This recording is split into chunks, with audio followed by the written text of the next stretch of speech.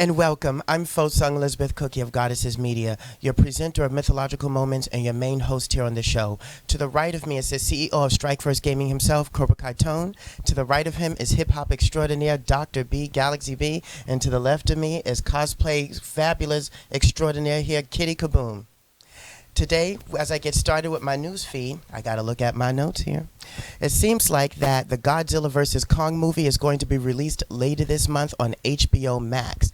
So there has been some speculation about the rivalry between Kong and Godzilla and who will win.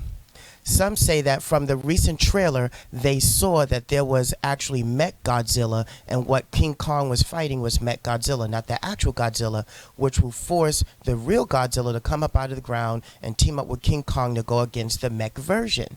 What do y'all think about this? Okay, so I gotta tell you guys, I am a huge Gojira fan. I am on Gojira's side 100%, and always will be, ever since I was a little kid. Watched all the movies, loved it. Stomped around on my Legos, thought I was Godzilla. Even as a kid, I wanted to dress up as a dinosaur. My aunt made me a whole dinosaur outfit, so Godzilla for life. But, you know, I really think he's going to beat the crap out of everyone in the movie. But just like the last movie, he got the crap beat out of him. So badly I almost cried, because that one scene where he just wanted to lay down and was tired as all hell, and he had that sweet little puppy face. He's just like, let me just rest here for a minute. I'm in the movie theaters, you know, just like, Godzilla, no, you could do it. I believe in you, because that's just how I am. I love Godzilla. Not too much of a Kong person. The ride was awesome at Universal Studios. Right. Okay, but that's about it for me. Well, for me, so I was a kid when I was watching the King Kong Godzilla fight scenes. You know, I didn't want any of them to lose. I was a big fan of both of them. But I would have to say I'm a Godzilla fan also. I stay at the Hotel Gracery when I'm in Shinjuku, you know what I mean? I look at all the movie posters and take pictures and all that good stuff. But, I mean, I don't know if I'm going to be, you know, disappointed in any of them losing, because it's going to be a mega fight. We all been anticipating this. They've been building both brands of both movies to come together so it can be just like when I was a kid in the black and white movies. So I don't care who loses as long as it's epic. That's all I care about. Bring it. And more fight scenes, too. We Definitely. need more fight scenes, because that last movie, oh, man, did I get angry when they were about to fight. And then they go switch to, like, the humans. Yeah. We don't want to see about humans. Yeah, we just want to see superpowered people. I came here for monsters. That's it. I came here for kaiju, not That's it. humans. Yep, I'm No, the rocking whole with them. story is them beating each other up and breaking things all over the world. That's what I came to see. I'm personally rocking with Godzilla. Yeah. And I'm tell you why. Because you can't beat somebody who shoots lasers out their mouth. I'm sorry. I mean, if you are an overpowered just gorilla, that's cool. You're grabbing stones, you're throwing rocks and swinging through vines. But if you fighting Godzilla, who has spiked armor, you know, is bulletproof and can shoot lasers out his damn mouth, 4+ you ain't on beating block. that. I'm sorry, you ain't beating that. So I'm rocking with Godzilla on this one for the win. Godzilla, off top. Okay, I guess it's my turn to go last. I guess I stand alone on my own Skull Island, because I actually like King Kong, and in fact, I think I peeped something many years ago, which is possibly, you know, a subliminal message between the ideals of the Japanese and the African community. Because, you know, I guess the way they did King Kong was to represent the power of Africa and the power of African American people, and the relentless to never give up. Right. And with that being said, the will of the Japanese is that of the dragon, because the dragon represents imperialism. It traveled over from China, reached over to Japan. So when they put two iconic, you know, symbiotic messages together from Africa and Japan, that's basically what they're versing. They basically black person versus a Japanese person in a never-ending relentless match, and you get the dragon versus King Kong. Wow. And that was, oh yeah, this is a big breakdown right here.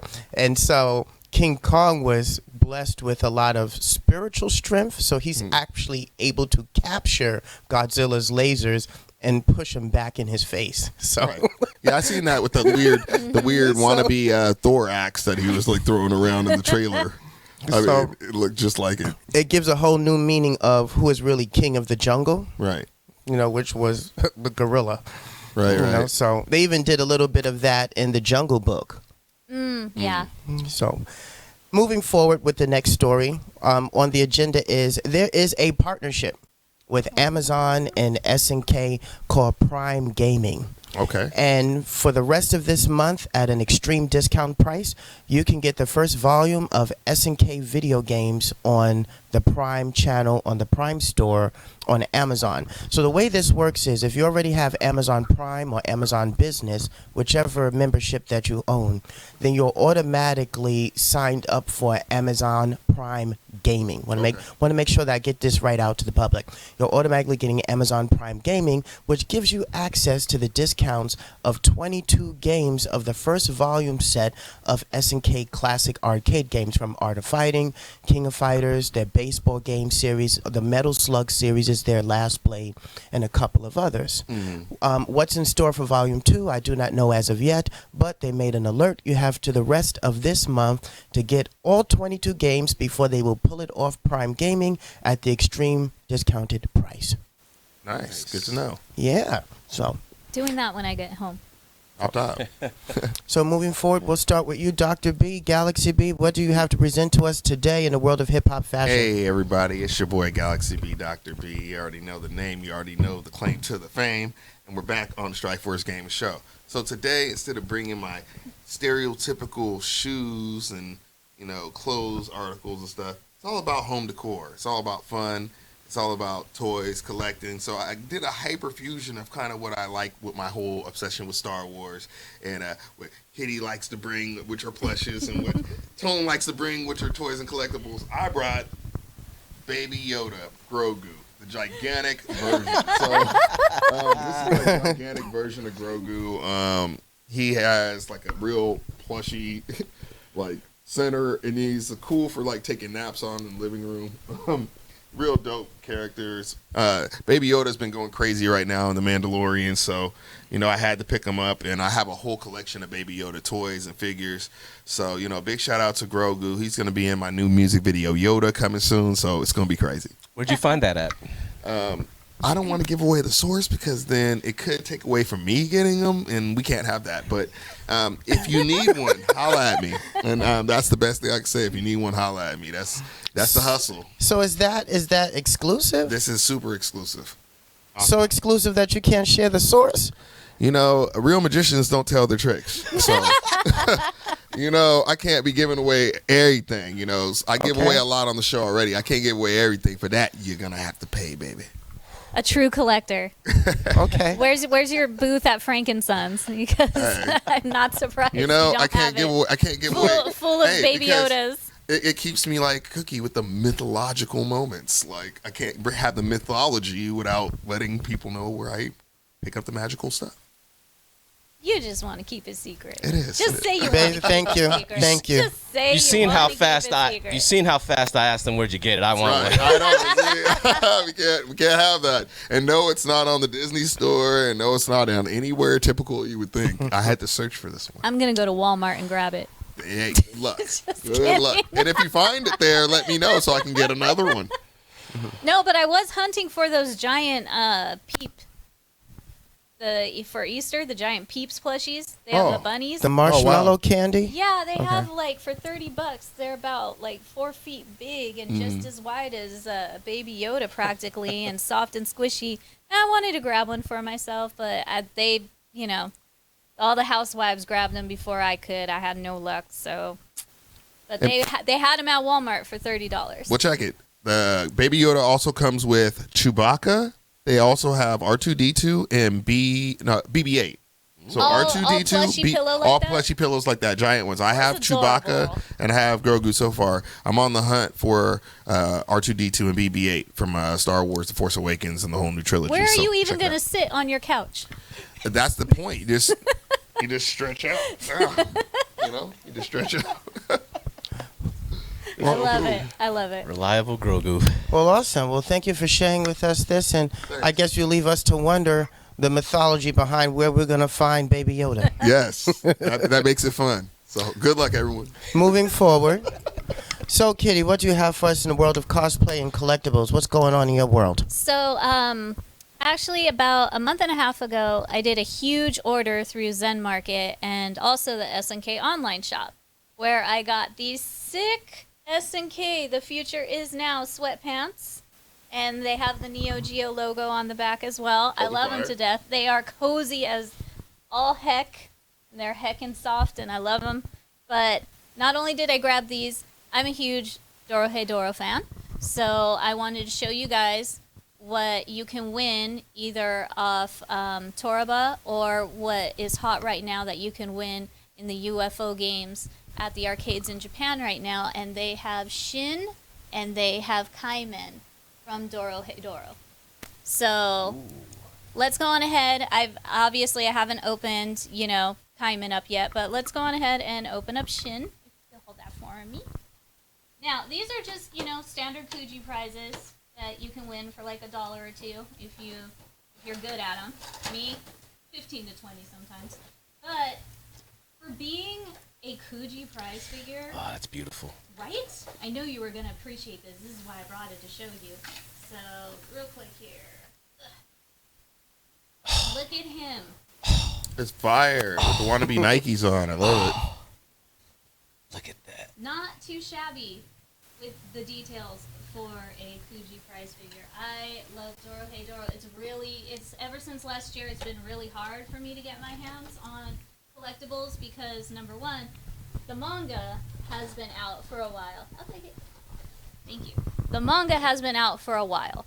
And so there were very obscure merchandise from back then. We're talking like little keychains of everybody's masks and heads and things like that. But now that it has become a popular anime, and we already finished the first season, we got some OVA short stories, which were amazing and super cute and adorable. So now I'm starting to grab as many figures as I possibly can. That one looks dope. So I don't know. I don't think you've watched Dorohedoro yet. I have not. Okay. I'm not familiar. Is it a really good anime or like what's going on? It Am I really missing is. anything? So basically, it's a bunch of wizards took over the world, and their magic pollutes the earth. Okay. And they practice a lot to become stronger, wizards and demons and sorcerers and magicians. They practice on humans. So they'll turn them into screwed up monsters or like bug creatures and things like that. So Sure. the main character, who is Kaimen, he pretty much had a run-in with a sorcerer and he got his head turned into a giant lizard head. And he lost all his memories.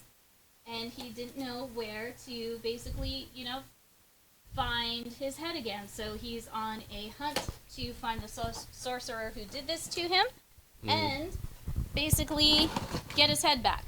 So he is a lovable guy. He is a beer-loving, gyoza-loving, happy-go-lucky guy, and I love him to death. So let's see here. Oh my God! I bought one of those figures and I didn't know. Shut up. Are you serious? I think it's the same. I would have to cross cross-reference that with you. After. With you, I would not be surprised. Anyways, I know it's taking a minute to get him out there, but here he is. He comes with his knives as well, his cute little accessory knives. Where are they in here? Is this show on Netflix? Yes. Yeah, I've seen this before a little bit, and there's a guy inside his mouth or some weird shit, like a face inside there, right? So I don't want I've to seen give. it before. I don't want to give too much away. Yeah, but I've seen that. Yes. Okay, so I have seen it before. So that's what we're supposed to, believe his head looks like. Right. And what he'll do to try and find the sorcerer that did this to him is he will basically chomp on any wizard or magic user's head, and then the head inside his mouth will look at them and ask them if they're the one that did this to him. But he has to bite them first and check them out in order to do that. Yeah, it's so really weird. I've seen that before. Well, the characters, you're going to love all of them because they are just their own wonderful selves. Shin is good on his own, but he's fabulous with his partner, which everybody loves. Number one waifu, Noi. She, I love her because in Japan, she is the voice of Darlie Dagger as well in Samurai Showdown. So she really Interesting. brings the character Noi to life. She's also a big buff lady, like 6+, and she's very happy-go-lucky and lovable. And Shin and Noi together are just like perfect. Everybody, you know, wants to ship them. They hope they get to be a couple later on down the road. But Dorohedoro, wonderful dark series, beautiful style, and this is one of my favorite characters. This is Kikurage. The main guy, his name is In, and he loves Kikurage, and you know, In is great because he loves to turn people into mushrooms and then eat them. He's a vegetarian. wow. He only eats mushrooms. But he's looking for a certain sorcerer that has this power that he could obtain because he's basically like a mafia boss.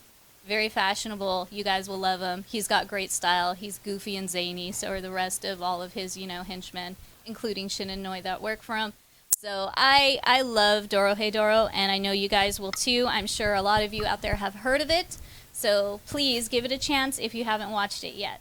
And the mangas are out there, so if you can't wait like I couldn't, you could definitely read the mangas and get ahead in the story. Cool. Nice. Awesome. Thank you for sharing that with us. I've never heard of the anime. I will actually take some time to look and search for it on Netflix. This is the first time I'm even being presented with it. So thank you. You've actually taught me something new and No and problem. opened up a new window into a world of this collectible. It's a beautiful dark series. The woman who created it, I just love her style. And she even has her own original soundtrack she's worked with artists to make some really dark, cool, industrial sounding soundtracks for the show. So Excellent. give it all a go. Check it out. Listen to some new music from it. But I love it, and I'm just trying to get my hands on as many Dorohedoro things I can. And of course, as always, Waifu Noi, impossible to find stuff of. But I'm on the hunt. Hopefully, I'll bring us something next time. Thank you. You're welcome. Moving forward, we're going here with Cobrakai Tone. What's up in the toy department here? All right, so this week I did not bring you actually any toys. I wanted to switch it up and give you some other collectibles that, you know, it's not just all about the toys. It's a big umbrella of objects and collectibles that make your collection expanded into what it is. So we're going to get into Ikeban Kuji. So Okay. Yeah. you heard me and Kitty what talk about Ikeban Kuji before in previous episodes, but I wanted Oh, to make yeah. sure I cover it so when we're talking about this in the future and other, you know, collectibles that we get that you know what we're talking about. So Ikeban Kuji is a lottery. Ikeban Kuji in Japanese translates to number one lottery, or if you translate it loosely, the best lottery. So it started in 2003. Anything 2007 and before, it's going to be pretty impossible to find any information on the winnings and all the prizes on those. They didn't really record anything till 2007 and after. But so this is the rotation. So they have them in Japan, all over Japan. I believe you said there's one in Oxnard. Yes, so out here in the States, you can actually get your hands on Ichiban Kuji games and prizes and try your luck at the lottery. There is a booth in the main entrance of Frankensons out in City of Industry. If you go to Frankensons, you could try the My Hero Academia latest Kuji prize, which I'm trying to win the Hawks figure from. And that figure on its own is worth like 300 plus anywhere you go aftermarket. So if you've got like 50 or $100 you're really willing to let go of, you know, to try and get that figure, because that's what I'm doing. There's also Torrance, and there's also Gardena. There are a couple book-offs that have the Kuji prizes, and they're always different ones. They're always circulating, so try to go at least like once a month or a few times a month to see what the latest Kuji are here. Oh, yeah. So, all right.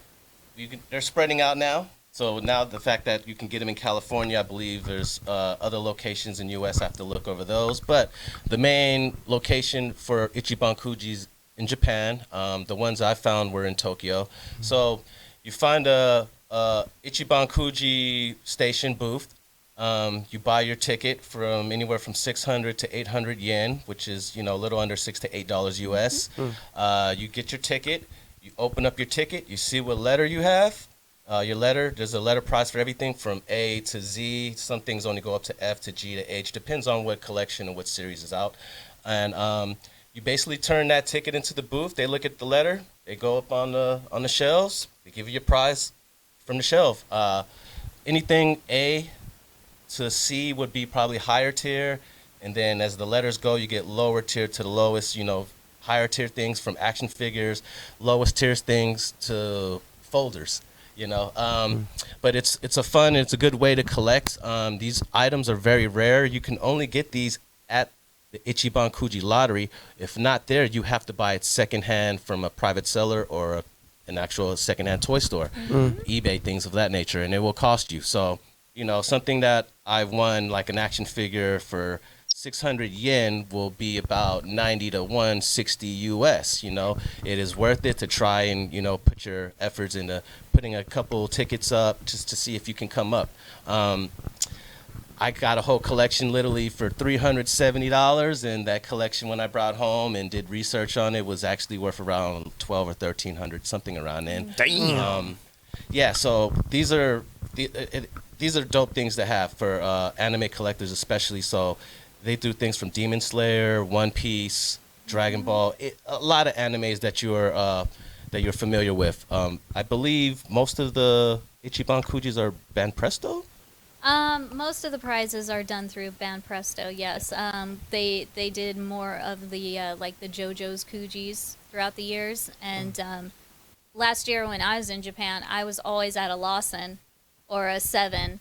I got mine at a Family Mart. Yep. Because you go to any Lawson, Family Mart, Seven, and they're going to be all over the place.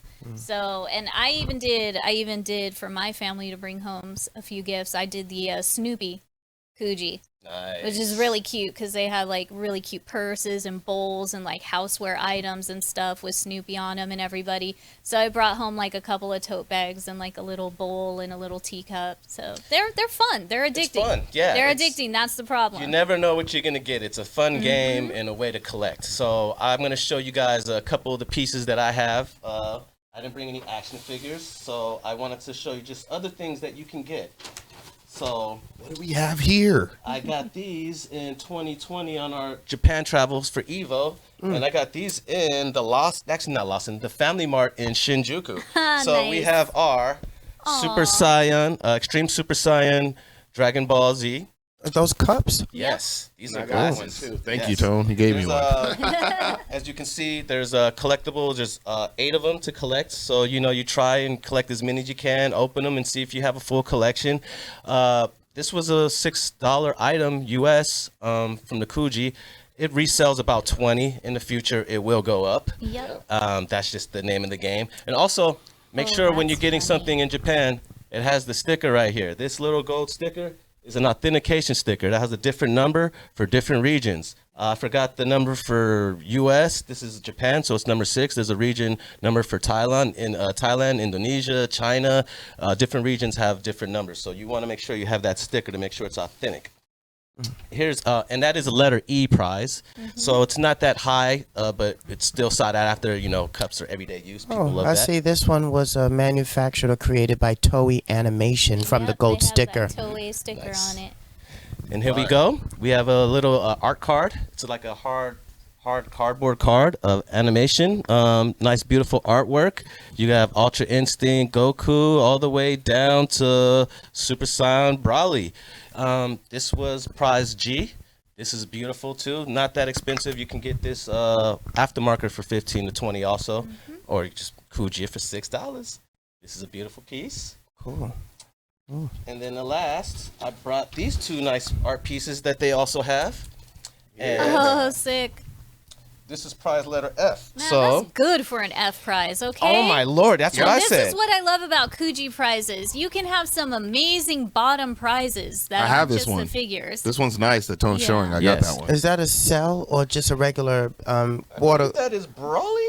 Oh no, Well- no, Sel, that is actual. Like that is a animation sketch. cell. That's a Like a- sketch. like an That's a animation. sketch. That's just a sketch. Yeah, yeah. this is a sketch. We got Trunks over here with the sword, Future Trunks with the sword, Nice. and then we also have what seems to be So this was colored pencils. This Oh, was wow. double colored This is pencils. from Brawley the movie, Light huh? sketches, Yeah. This is I've from never seen that. Yeah, this is from Brawley the movie. This is Vegeta versus Brawley. Vegeta maybe should have turned Super Saiyan Blue earlier, huh? Yeah. But yeah, you little things like this, $6, $6, $6. Beautiful, fun to collect. I didn't know what I was gonna get. I just put my money up, figured it out. I went to also another Kuji store when we went to the Capcom store in that new Parco Mall when we were in Tokyo, and also they had a nice selection too, where they had a lot of One Piece things and Dragon Ball. So, in the future, if you guys cannot also get to Japan, they also have KujiConnect.com. Ooh. So you can actually Kuji from your home now. So you can go on the from site, your home. go catch the list, dangerous. go catch what prizes are left. It's a little bit pricier. You have to pay $14 per ticket, and you also have to pay for the shipping once you own that prize. So it's a little bit more expensive, but if you catch those good prizes, those A prizes, B prizes, C prizes, you know, $14 can turn into $180. And also, last but not least, when you're getting into the Kuji prizes, there's also the last prize. The last ticket will give you the last prize. That is the most rarest, most expensive item out of that whole collection. And I still haven't got one of those. I'm going to try and get the last prize. I have one. Which one did you have? I have Gintama's Just Away last prize, and it is Just Away is a goofy little creature character appliance they made in the beginning, and it's just been an ongoing joke. But Gintama is an ongoing joke, and that's why we love it. But there are 2 Just Away figures. One's in gold, one's in silver.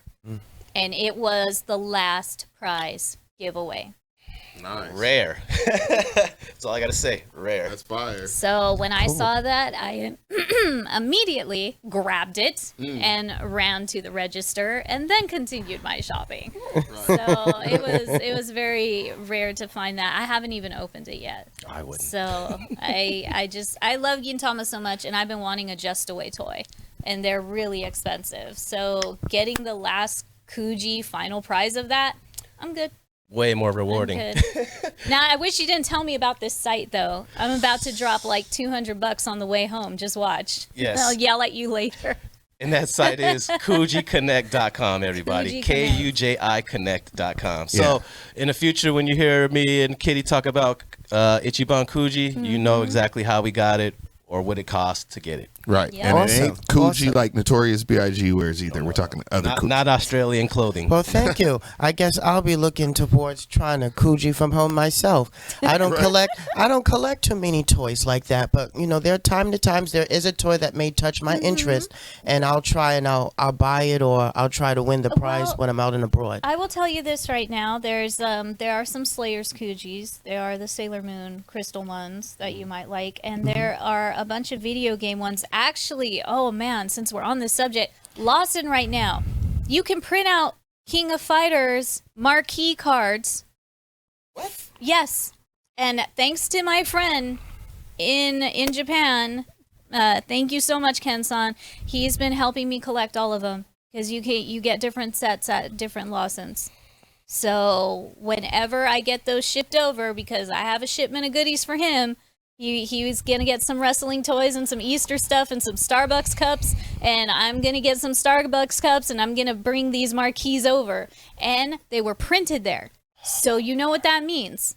After the next show, we got to go to Kinko's. Yes. So we can all get them, whichever ones I got. That's fire. And please, Japanese owners of 7-Eleven, please bring some of this action to America. It cannot just be in Japan. We want this fun too. Dude, 7-Eleven in America Well, is maybe, a whole different thing perhaps. than Japan. You are, Yeah, you are Perhaps you reaching. can rally. That's You a are big reach. reaching. That's a big That is reach. the longest reach. Perhaps. It's like a real restaurant there. Perhaps. Perhaps.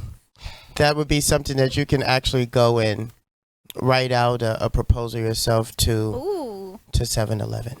But moving forward, I'm your host of Mythological Moments. And so today I wanted to touch on something that I've touched on before, but I never really actually went in depth with it as a focus for my presentation, but rather just something off to the side. So I'm happy that S&K is doing all these cross-promotional platform characters, and they're creating a bunch of partnerships between Amazon, between Nintendo, between Arc System Works, and they're also promoting the fact that there's the SNK Perfect Collection. To my understanding, that Perfect Collection that has been released has been only the 2D Perfect Collection. There's a part of the Samurai Showdown Samurai Spirits collection that is 3D, and those 3D games are in desperate need of being updating. They were released for the Neo Geo 64 or Hyper Neo Geo 64 technology at one point, and those games still have never made a surface at a home console, with the exception for Warriors Rage 2. So what I brought with me today was the ending chapters of Samurai Spirits. This would be considered the Street Fighter 3 Third Strike of the Samurai Spirits series. This is the Japanese release of the game, known as Warriors Rage 2. And the American release, which happened to be the very last American released SNK game before they ran out of business and was bought out by Playmore and became SNK Playmore in the early 2000s. And then to conclude it, these were the graphic novel mangas that was written on behalf of the two video games that you see in front, which tells the tales of what happened 20 years from a long series of events that was going on in the backstory of Samurai Spirits with an evil sorcerer hermaphrodite named Yuga the Destroyer. And so most people know of Amakusa, Zenkuro, Zenjuro, and also Mizushi, but they don't talk about Yuga the Destroyer, who set the scale of events within the middle of the Samurai Spirit series, and you would not see that conclusion until many, many, many years later, when Hamaru is at age 50, and he becomes the steward and uncle to a woman named Makoto, who's the daughter of Shiki, who passed on many years prior. And so there is, in this land called Thug's Lair in the capital of Renton Kyo, the three blades of domination, Obro and his two assistants, which is what's her name right here again? I can't think of her name. Her name escapes me at the moment. Mikoto? Yep, Mikoto, which is Mikoto, and also Tomoyuki. Those two happen to be the assistants of Obro. So those three are ruling a criminal wasteland, and Hamaru is sent by Nakaruru, who understands that her sister Rimururu is trapped and is looking to free her while also freeing the evil that is taking place on that island. And it also not only sets up for that main event and for a new character that would take Hamaru's place, but also to talk about the backstory that they thought concluded so many years ago, but only to end 20 years later. So I was hoping that at some time in the future, with all of the revenue that SNK is receiving and all of the fan patronage that they are getting right now for their games from the past and from the present, would they use some of that to actually bring back the 3D series, the ones that are missing from what's the so-called perfect collection, because it's not perfect until you have all of the story. And so right now, nobody has all of the story, and the new generation of fans right now don't even have, or not even know that most of these games even exist. Nope. They don't even know Shiki has a daughter. Right. Which is my all-time favorite Samurai Showdown character. 100%. I've been in love with Mikoto. And I swear, you and I are the only two that are just begging SNK to bring this game back, because we're like, maybe 3 other people besides us know and love this game just as much as us. But this story, these characters, they bring a lot to the Samurai Showdown continuation, lore, story, and just, you know, kind of closing up a few chapters, opening up a few new ones. And there is just still so much potential with Warriors Rage and Warriors Rage 2. If we were to get a remake of that, and I'm hopeful for it because of how well Samurai Showdown 2019 did. So I'm really hoping. I'm there with you. You know, we'll go bug them over in Osaka. We'll go knock on SNK's door and talk to them next time we go, because this needs to happen. Please give me Mikoto back, please. Well, one thing I understood, and thank you for the patronage to Strike First Gaming for allowing me to compete with you guys there in Japan. The voice actor to Tachibana Ukyo Tachibana. Oh, nice. The voice actor was watching me play The Last Blade, which is the spiritual successor to this. So when Nice. Samurai Spirits ends completely with this being the final chapter, Mm-hmm. it starts to sprinkle the breadcrumbs to go into the next age, which is the Bakumatsu age, ending the Tenmei famine era. Mm-hmm. And so when I was playing one of the Japanese in the game, I beat him, luckily. It was a lucky win. I don't really look at it as anything important. But I think what happened was something that I didn't expect, which was the voice actor for Ukyo Tachibana from the Samurai Spirits games was watching me. I was in cosplay and then wanted to interview me to ask me what I thought about the game overall. And of course, what I asked immediately was, well, when are you going to complete things full circle and then do an HD remake of these games? So I actually have that video clip. I know we were trying to find the main clip of your interview. I have my own video and audio, so I got to get that to you also, because that's important. Yeah, that was a cool interview. What did he say? So he had a translator, and he spent more time asking me, how did I get into the cosplay industry? And I was telling him, well, I wouldn't say I'm in the industry yet. I'm a fan just like everyone else, trying to get recognized. Right. So I kind of brought it back to being, true to earth. I wanted to not basically keep it real with him. Right. And told him how much I really enjoyed the SNK game storyline overall. He asked me about me as a fan with the lore. He wanted to know more about me. How did I make it to Japan? Right. How did I find out about their tournament? How am I here? Right. How did I get here? Over 10,000 miles across the sea to compete in their land is basically his whole concept. Yeah, he's more shocked at that than anything else. Right. And so to say that I spoke to an actual genuine Japanese voice actor was beyond me. I wasn't expecting that, and I wasn't expecting to get scouted, but it was a treat. And I'm hoping that somewhere on Japanese media out there, they took that interview and for the world to see what it is how I responded to him, how I interacted with him, and his translator who liked the outfit, because I was cosplayed as Wu Rusheng. That was my own version of her, because I know what the Japanese were trying to create, but I had an actual Ching robe, so I was actually able to wear her actual, pull it off. I didn't have my hair up, but I had the outfit. So Nice. yes. So moving forward, today's group topic discussion is something that's been online in the last 4 days. I actually had another topic, but I decided to change up last minute to talk about this one because it is making headlines. It is Even big. as we speak right now, it's all online and it's on fire. Yep. And that is Sony's acquisition of EVO. So for all of you guys who's out there who's getting to know what the martial arts gaming or fighting game community is, there is one tournament that happens once a year in Las Vegas. It was a grassroots tournament that began back in 2002, and it became something bigger throughout time, renting out hotel rooms to renting out complete ballrooms to now renting out at one point for 1 year the Las Vegas Convention Center. And then because they've made so much money and they made partnerships along the way, was able to host it at the Mandalay Bay. And it has been at the Mandalay Bay for the last couple of years. That it even caught the one of the political leaders in Las Vegas to even think about adding esports as a part of the gambling arena. That's how big it became. So it was no brainer, no surprise that at some point some major company would want to go and buy the rights. And of course, due to some scandals and stuff that happened last year, I guess now was a good time due to COVID for Sony to step in and make their move. So no doubt about that. From my perspective, this was not only a political but also a financial move on the Cannon brothers.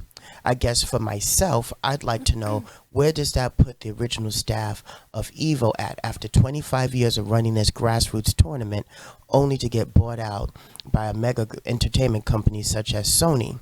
One of our favorite online streamers, Team Spooky, has been their main streamer for all these years. Right. And so shout out to you, Spooky, and happy belated birthday. I'm quite sure you saw my birthday wish to you on Facebook. I would like to know, where does that leave him, and will he be allowed, as well as others that was on the primary staff, to do what they do, as Sony has now bought out all of EVO? Right. What do y'all think? I can step in here on this one. I've been a Evo ref and judge for 10 years. I've been competing in Evo since its very beginning. I've actually been competing since B5, which is in 2000.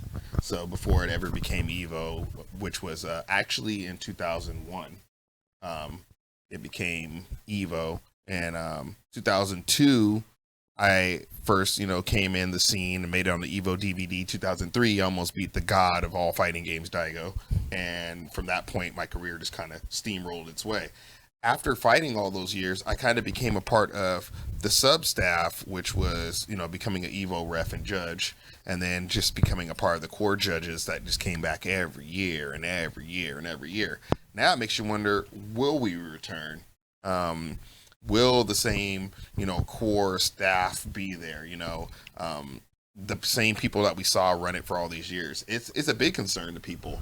Will Sony just bring in other people and sub those people out, and then all the people who built such rapport with these, judges, staff members and stuff, all those bridges that were built are just burned at that point, because if they just sub it with new people, it's like, who are you?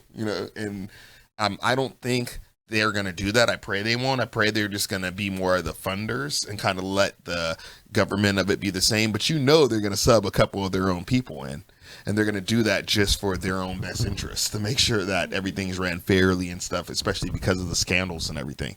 So my best hope is that Evo still stays grassroots, and that people still, come out and just love to compete and love the cosplay and love to be vendors and just love the competition, or just love to watch it. But if they take out all the judges and all the core people, it's going to change the whole fabric of what we know Evo to be. Mm-hmm. So I hope Sony doesn't do that. And if you're watching that out there, Sony, make sure you keep Evo the same. Make Evo great again. I feel the same way. The fighting game community is very grassroots. Evo has held it down as the king for so long. And it makes me have concerns about, Sony's coming in and they work heavy with the developers, so it's going to be bigger prizes and more shine for the newer, bigger games. But what about all the side games and all the games that make Evo? Because you can always compete in new games in any other tournament, but Evo has every side game you can think of. And with the replacement of TOs and organizers and everything like that, will we still have the opportunity to, like, for instance, us bringing back Virtua Fighter 5 Final Showdown back? Will we have the opportunity? Which channels do we have to go through to get that done? Will it be the same? There's a lot in the air, and it's very concerning to all of us who love this community. And yes, we want it to stay grassroots, even knowing Sony's going to have their demands on, what they want for bringing, all this power and money into it. Just hope that it's a good balance. That's all I ask for, is that, we continue the industry that we love, and it doesn't change too much drastically to where we lose fans and love. So my thought currently outside of Team Spooky, I was going to mention, was the side games, but also the cosplay community. There wasn't really much there to begin with. There were those that just came, such as myself, as we are, but there was never really an outlet to be presented. I wonder, would Sony be open enough now to create an outlet for more Artist Alley? Because there was Artist Alley for those that created those 8-bit figure necklaces. Pixel art. They had their section. The people that drew the art, that did illustrations, they had their sections. Right. The painters, they had their section. Indie games. Those, they had the computer programmers, they had their section. But the cosplayers, we've never had our section. Nope. And so I'm hoping maybe Sony or Sony of Japan, something with Sony, can think outside the box there and maybe start to help create a platform for that. But I guess one of the prominent tweets that I saw on Twitter, and I hope I'm looking to transliterate this right, shout outs to you, Triforce, for your tweet. And he generally puts this is the end of the fighting game community and the beginning of the fighting game industry. If you have not documented your history, be prepared to be overwritten. # I told you so. So with that being said, that is something that Triforce Johnson has been talking about for many, many years. He even spoke about that while he was doing the fighting game community in Jamaica about the industry and what he called the suits. I mean, he's always been clairvoyant and always been about the community. Once again, blessings to you, Triforce, and wherever you are at the moment. If you're still in Jamaica, I hope everything is going well for you. I hope we cross paths again. His iconic power glove and all of that, always in the front line at Nintendo World for the latest release. He is truly the Zelda master, but he's always been about the community. And it's always promoted that, and I don't want anyone to ever forget that. Despite whatever they may say about him, he's always been about the community and bringing people together and enforcing the truth and the foundational structures of unity. Okay, I have a lot to say, so I'm just going to try to keep this as short as possible. When it comes to cosplay at EVO, it is a very huge struggle. I have gotten a booth there before, and it was really hard because, first of all, it is just as expensive to get an Artist Alley booth at EVO as it is for 5 days of Anime Expo. Wow. And that's only if you're an Artist Alley. The price goes way higher if you're selling any sorts of fight stick electronics or clothing. So when I got my first booth at EVO in 2017, I never made my money back. And it's really hard because cosplayers are not showcased at EVO. This was one thing I kind of wanted to try to talk with EVO about in the future. I know I reached out to Nate and kind of got his idea on this in the past, but I would really like it, instead of all these after parties that people hold after EVO every night where they hold quote-unquote cosplay contests, because those have gone kind of wrong, the ones that I went to. And awry. Yeah, and so it a very not well organized. People don't know about it. There's no marketing or promotion for it. I would rather have EVO, especially now that we have Sony money, backing a cosplay contest. Cosplayers get a small stage near Anime EVO where, I would love to judge and help run that. Right. And then from everybody who I work with at Anime Expo and Fanime that run the fighting game gatherings only, we would be bringing all those people in for high fierce competition. And just set down rules, find your performance, find what if you could do the martial arts on stage, how well you made the costume, how well you bring the character to life, all of this stuff that I love that a cosplay contest is. And I really hope that Sony can do that for EVO. I also really hope, I'll make it real quick, and if you want to, Sony, I'm more than happy to work with you on that, especially for EVO, because that's one thing I love to do for the FGC community. But not only that, but I hope we get bigger prize pools for everyone. Thank you. Yes. Thank you. We broke in the FGC, okay? We are a broke joke. Everybody laughs at us in the FGC. You got a Fortnite and all these. You've got a 9-year-old who took home like 900K, in a Fortnite competition and stuff. I would love to see all the top main stage games at least at 1 million, and that's League of Legends. That's League of Legends money. No, in the world of esports, that's nothing. But if we could at least League of Legends money. Okay, League of Legends money, but even in the world of esports, that's still just a couple of bucks. And I really would like EVO to finally get better cash prizes for all the games. And I feel like that's something that's going to give a little more faith into the community now that we have, PlayStation and Sony taking over. Let's kind of do a little something for the community and do that then. So I'll just keep it short and say those are the things that I would really like to see at EVO now that we're going in this different direction. And I'm going to be cautiously optimistic about the whole situation. I wish everybody the best in this. Awesome. Well, what I would like to know what the community out there thinks about what your thoughts and your analogy of what's going to happen now that Sony has acquired EVO. But that's it for now. Thank you for tuning in to the Strike First Gaming Show. We will actually see you soon with the next episode. Thank you for tuning in.